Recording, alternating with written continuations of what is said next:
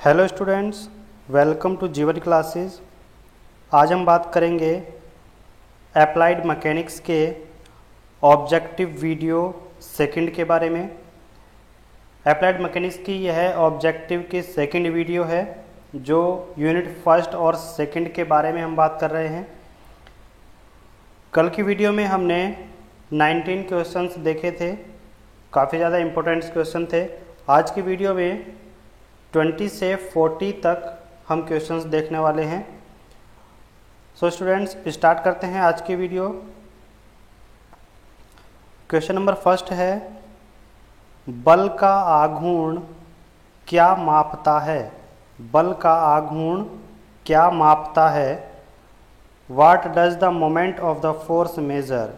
What does the moment of the force major?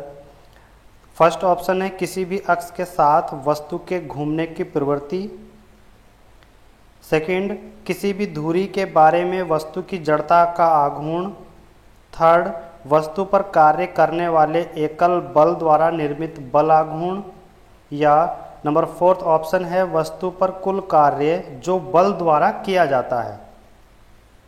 तो इसमें सही आंसर होगा बल का आघूर्ण क्या मापता है। तो बल का आघूर्ण याद रखेगा, बल का आघूर्ण किसी भी अक्ष के साथ वस्तु के घूमने की प्रवृत्ति मापता है। क्या मापता है? वस्तु के घूमने की प्रवृत्ति, यानी कि the tendency of the rotation of the body along the any axis.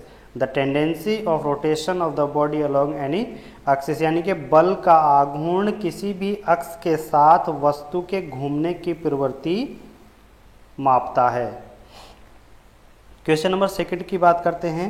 Question number second क्या कहता है कि यदि कोई कार आगे बढ़ रही है, ध्यान से सुनिएगा, क्वेश्चन को ध्यान से सुनिएगा, यहीं से ऑप्शन आपको मिल जाएगा।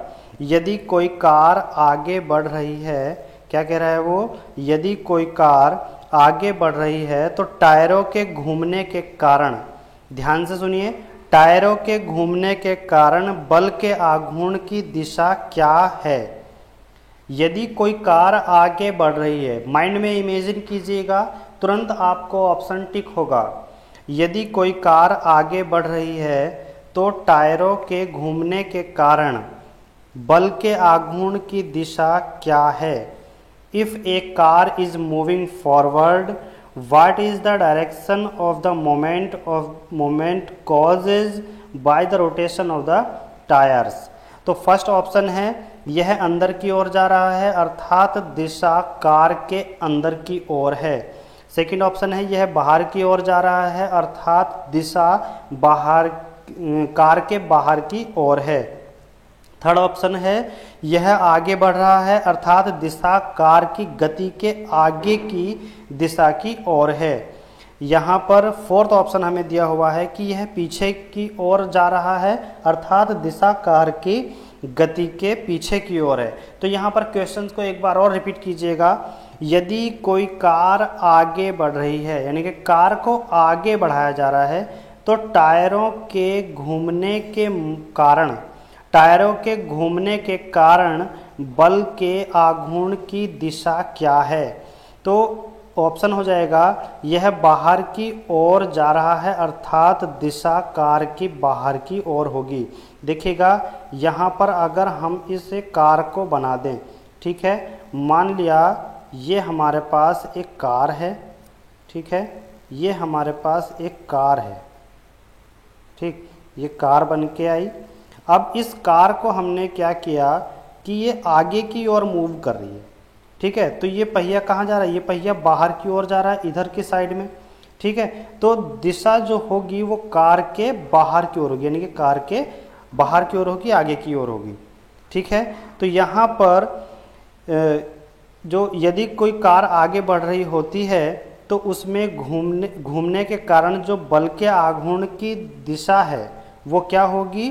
वो कार के बाहर की ओर होगी। कैसी होगी? कार के बाहर की ओर होगी। तो यहाँ पर ऑप्शन नंबर सेकंड सही हो जाता है। क्लियर? यहाँ पर कुछ स्टूडेंट्स ऐसे होंगे जिनको ये क्वेश्चन समझ में नहीं आया होगा, लेकिन एक बात यहाँ पर ध्यान रखिए कि जब कोई कार आगे बढ़ रही है तो टायरों के घूमने के, यानी कि टायर इस तरीके से घूमेंगे, टायर के घूमने की दिशा ये होगी। तो टायर के घूमने के बल के आघूर्ण की दिशा, बल के आघूर्ण की दिशा, तो बल का आघूर्ण कैसे होता है, यानी कि हम क्या कहेंगे कि उसके त्रिज्या के परपेंडिकुलर होगा। ठीक है, यानी कि बल का आघूर्ण किस दिशा में लगेगा, यानी कि फोर्स किस दिशा में लगेगा, जो भी डिस्टेंस है उसके परपेंडिकुलर। तो कैसा होगा, टायर के बाहर की ओर होगा। ठीक है, टायरों के घूमने के कारण बल के आघूर्ण की दिशा कैसी होगी, कार के बाहर की ओर होगी, ध्यान रखिएगा। अब बात कर लेते हैं क्वेश्चन नंबर 22, यानी कि क्या कह रहा है वो, उसने कहा है कि किसी भी अक्ष के साथ पिंड के घूमने की प्रवृत्ति को कहा जाता है, ब्लैंक खाली स्थान छूटा हुआ है, क्या कहा जाता है, जड़त्व आघूर्ण, बलयुग्म आघूर्ण, टॉर्क या फिर बल। तो किसी भी अक्ष के साथ पिंड के घूमने की प्रवृत्ति, किसी भी अक्ष के साथ पिंड के घूमने की प्रवृत्ति को कहते हैं, क्या कहते हैं। नंबर 1 ऑप्शन दिया हुआ है जड़त्व आघूर्ण, बल का आघूर्ण, टॉर्क या फिर बल, यानी कि द टेंडेंसी और rotation of the body along any axis is also called, क्या कहेंगे, टॉर्क, यानी कि ऑप्शन नंबर 3 यहाँ पर सही हो जाता है। किसी भी अक्ष के साथ पिंड के घूमने की प्रवृत्ति को टॉर्क कहा जाता है, क्या कहा जाता है, टॉर्क कहा जाता है। तो ऑप्शन नंबर 3 यहाँ पर सही हो जाएगा। अब बात कर लेते हैं क्वेश्चन नंबर 23, बल का आघूर्ण, बल का आघूर्ण, बल का गुणनफल और अक्ष की लंबवत दूरी और बल की क्रिया का बिंदु है। तो क्या ये सही है। The moment of the force is the product of the force and the perpendicular distance. ठीक, the moment of the force is the product of the force and the perpendicular distance, यानी कि जो मोमेंट है वो force और perpendicular distance का product है। Of the axis and the point of action of the force, तो true और फॉल्स हमें बताना है। तो यहाँ पर उसने पूछा है कि बल का जो आघूर्ण है, ठीक है, वो बल का गुणनफल और अक्ष की लंबवत दूरी और बल की क्रिया का बिंदु है। तो ये ऑप्शन यहाँ पर हो जाएगा क्वेश्चन नंबर 23 का, ये मतलब ये सही आंसर होगा।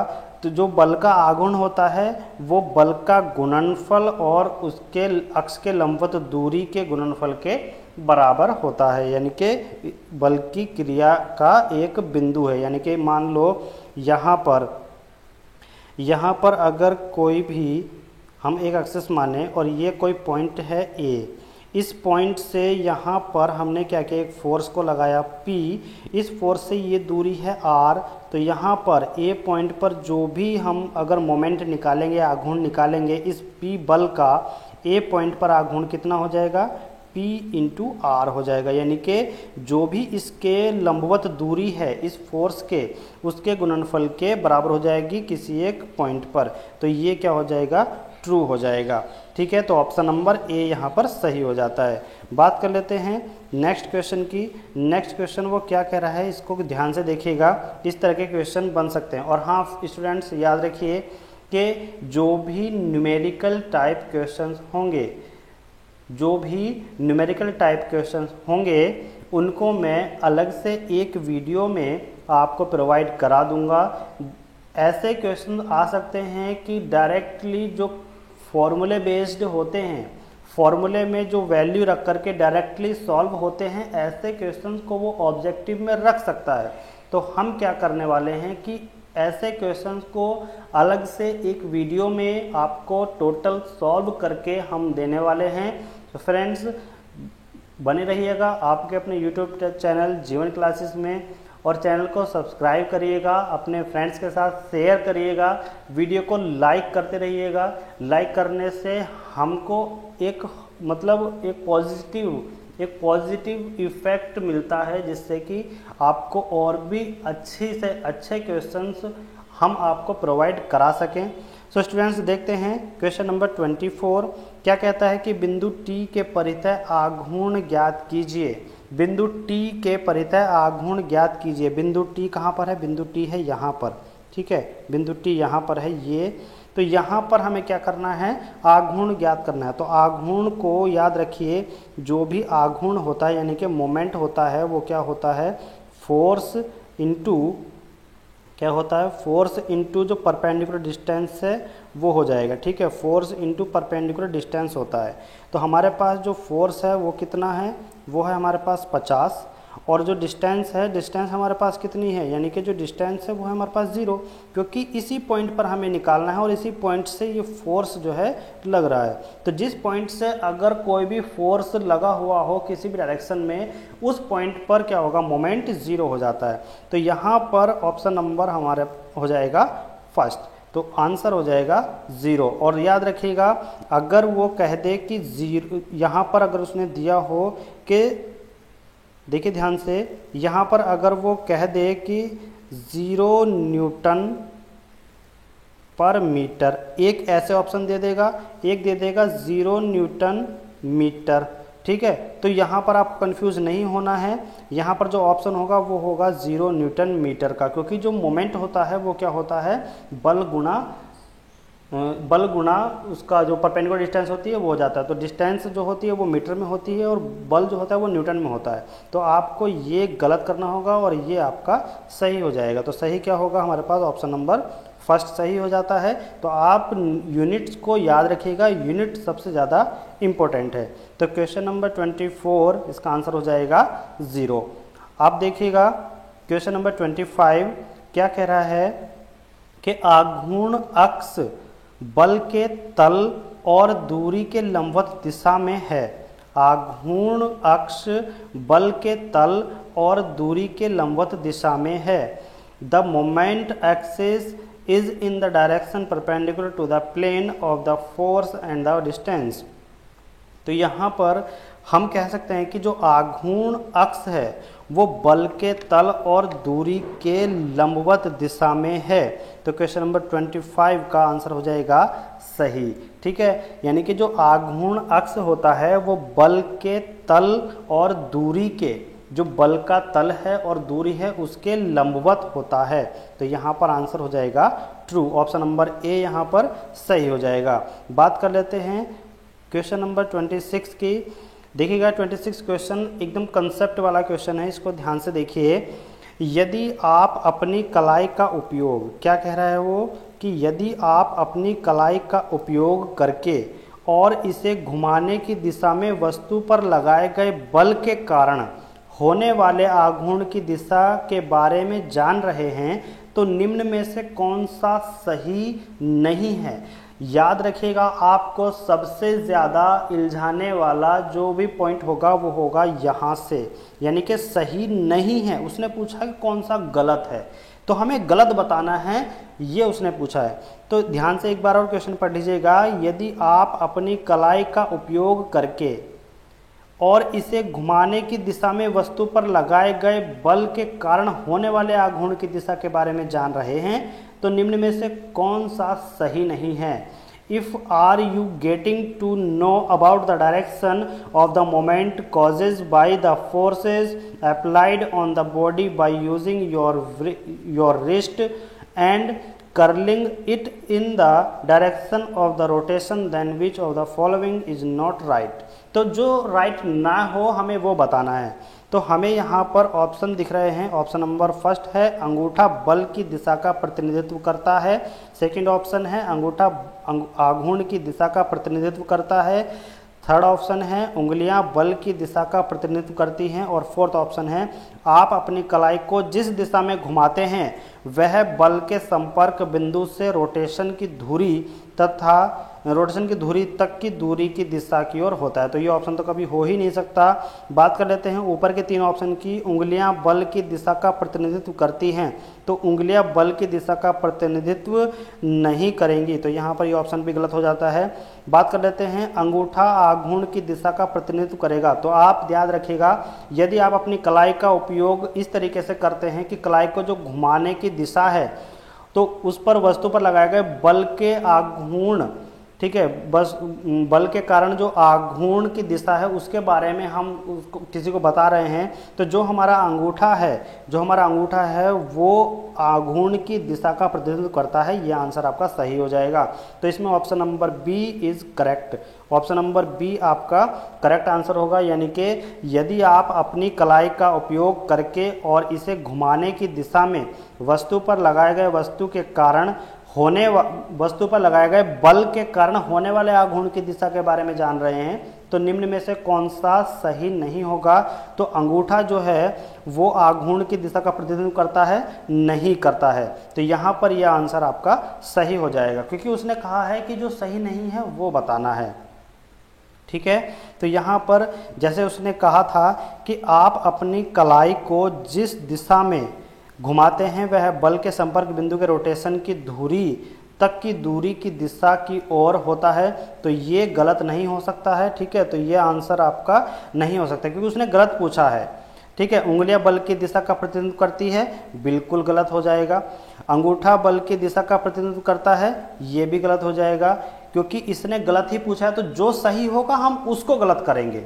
ठीक है, तो अंगूठा आघूर्ण की दिशा का प्रतिनिधित्व करेगा, ये आपका सही हो जाएगा, क्योंकि अंगूठा जो है वो आघूर्ण की दिशा का प्रतिनिधित्व नहीं करेगा। ठीक है, तो उस यहाँ पर मैं बार बार यही बोल रहा हूँ कि वो गलत पूछ रहा है, सही नहीं पूछ रहा है, तो जैसे सही होगा हम उसको गलत करेंगे। देखिएगा ऑब्जेक्टिव क्वेश्चन में क्या होता है, जो सही है उसको हमें गलत करना पड़ रहा है। ठीक है, तो जो सही है उसको हमें गलत करना पड़ रहा है, जो गलत है उसको हमें सही करना पड़ रहा है। तो अंगूठा आघूर्ण की दिशा का प्रतिनिधित्व करेगा, ये गलत है, लेकिन हमें इसको सही करना पड़ेगा, क्योंकि उसने सही नहीं है ये पूछा है। बात कर लेते हैं नेक्स्ट क्वेश्चन की। बलयुग्म आघूर्ण की इकाई क्या है? बलयुग्म आघूर्ण की इकाई क्या है? ऑप्शन नंबर फर्स्ट है newton per metre, option number second newton metre square, option number third newton metre, option number D है इनमें से कोई नहीं। यानी कि what is the unit of moment of couple? Option number C is correct answer, newton metre. क्या होती है? Newton metre. यानी कि जो बलयुग्म आघूर्ण है वो क्या होता है? Force into perpendicular distance. Force into perpendicular distance, तो फोर्स का क्या हो जाएगा? न्यूटन होता है, और एक्स यानी कि जो डिस्टेंस है उसका क्या हो जाएगा? मीटर होता है। तो हमारे पास ऑप्शन क्या हो जाएगा? थर्ड, यानी कि न्यूटन मीटर, ये हो जाएगा। अब बात कर लेते हैं नेक्स्ट क्वेश्चन नंबर 28 की। आप देखिएगा, आपको लग रहा होगा कि ये क्वेश्चन जो पहले आपका था वही है, लेकिन वह ये नहीं है, उससे अलग है। तो आप यहाँ पर ध्यान रखिएगा किस तरीके से ये हुआ है। देखिए, इसको करने के लिए हम क्या करने वाले हैं कि जो भी आपको हमने पहले बताया था उसको ध्यान में रखिएगा, और उसको किस तरीके से आप ध्यान में रख सकते हैं। देखिए क्वेश्चन नंबर 8 यानी कि क्वेश्चन नंबर 28 क्या कह रहा है कि बिंदु आर के परित है, बिंदु आर के परित है आघूर्ण ज्ञात कीजिए। अब आप देख रहे होंगे कि बिंदु आर इसमें कहाँ पर है, तो यहाँ पर आप देख लीजिएगा कि बिंदु आर यहाँ कहाँ है। बिंदु आर हमें दिखाई दे रहा है आपकी बार यहाँ पर, पहले यहाँ पर टी था, सॉरी यहाँ पर अभी भी टी है, लेकिन बिंदु आर यहाँ पर है। तो बिंदु आर हमें यहाँ दिखाई दे रहा है। तो ध्यान से देखिए, बिंदु आर पर उसने पूछा है, पहले उसने टी पर पूछा था, तो टी पर हमने निकाल दिया था, कितना आया था? टी पर हमारा आया था 0। तो बिंदु आर पर देखना है। आर पर हमें क्या मिलेगा? ध्यान से देखिए कि जो भी हमारे पास ये फिगर है उसमें हमें साफ साफ दिखाई दे रहा है कि बिंदु आर पर इस बल के कारण हमें क्या निकालना है? आघूर्ण निकालना है इस बल के। तो बल कितना है? 50 है। तो यहाँ से लेकर के यहाँ तक की हमें डिस्टेंस नाप लेनी है। ठीक है, तो देखिए यहाँ पर ये एक्सिस है, और ये एक्सिस यहाँ पर कितना डिस्टेंस दे रहा है? ये डिस्टेंस है हमारे पास 4। ठीक है, कितनी डिस्टेंस है? 4, और इधर कितनी है? 3। तो टोटल डिस्टेंस कितनी हो गई? 3 + 4 करेंगे तो हमारे पास टोटल डिस्टेंस 7 हो गई। ठीक है, तो डिस्टेंस तो हो गया हमारे पास 7। अब देखिएगा यहाँ से यहाँ तक की डिस्टेंस हमें 7 मिल गई है। ठीक, अब इस फोर्स के परपेंडिकुलर ही ये डिस्टेंस है, यानी कि 90 डिग्री पर ये डिस्टेंस है। तो हम क्या करेंगे, जो हमारे पास बलयुग्म आघूर्ण होता है वो क्या होता है? फोर्स, यानी कि कितना हो जाएगा? 50, यहाँ पर हो जाएगा 50, और इनटू कितनी डिस्टेंस है? परपेंडिकुलर डिस्टेंस कितनी है? 7। तो कितना हो जाएगा? 7। तो यहाँ पर कितना आ रहा है? 350 हमारा आंसर हो जाएगा। तो यहाँ पर ऑप्शन कितना हो जाएगा, ऑप्शन नंबर हमारे पास ऑप्शन नंबर सेकंड है 350 न्यूटन मीटर। हम बात कर रहे हैं बल आघूर्ण की, तो बल आघूर्ण जो होगा वो कितना हो जाएगा, ध्यान से देखिए।